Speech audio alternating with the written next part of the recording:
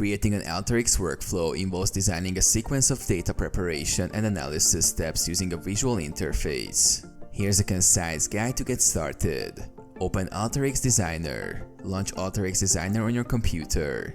You'll be greeted with a blank canvas called a workflow canvas. Drag and drop tools. Alteryx workflows are built by dragging tools from the tool palette on the left-hand side onto the workflow canvas.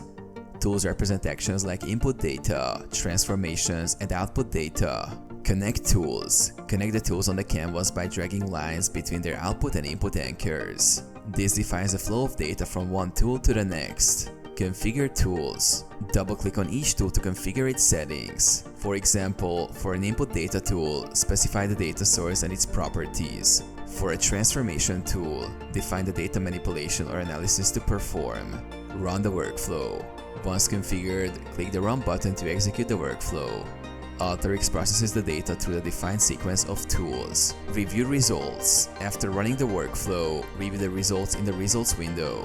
You can visualize outputs, inspect data, and ensure your workflow achieves the intended outcomes. Save and share. Save your workflow for future use. You can also share workflows with colleagues or collaborators by exporting them as packaged workflows.